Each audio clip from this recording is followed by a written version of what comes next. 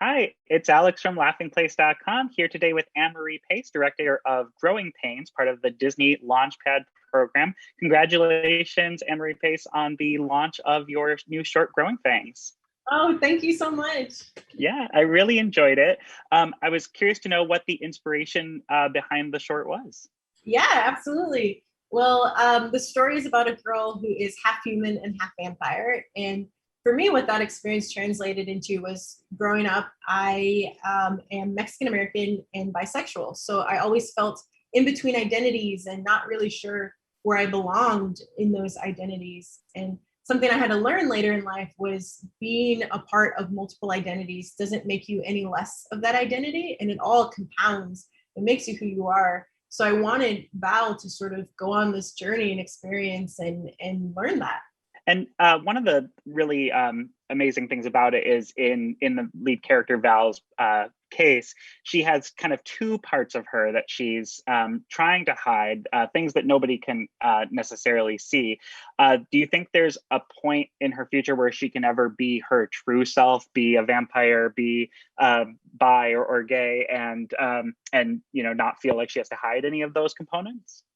Absolutely. If the story could continue, I think that's exactly what she would be trying to explore. And I think, when you are able to do that of fully accepting yourself and who you are, it inspires others to do the same. So that's where I would hope that the world would go to, where more people are inspired and more people are coming to realizations of who they are fully.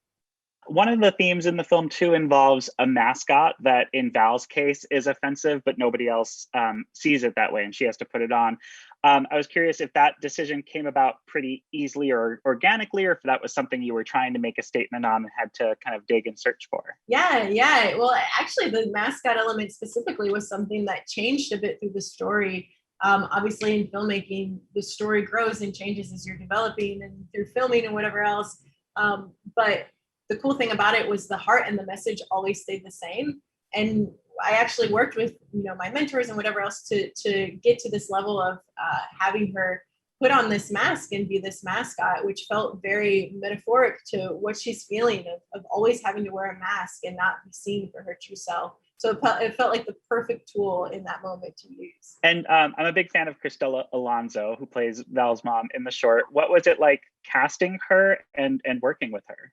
Oh my gosh, Cristina Alonzo has always been one of my biggest inspirations. She is a Mexican American comedian who starred, produced, and wrote in her own ABC series. And obviously, I've known that and looked up to her. And we actually got to develop a close working relationship even before this short, where she became such a mentor to me. And the fact that she was a part of this project, it meant so much. And it just said a lot of, what this program is about, of helping one another and helping the next generation tell their own stories. So I felt so special. And that whole day on set, I was laughing so much. Oh my gosh, she's hilarious. Awesome. And you get to work with some cool visual effects and makeup on this short. What was the most complicated part of that, of maintaining not only makeup, but the visual effects that weren't there really on the set?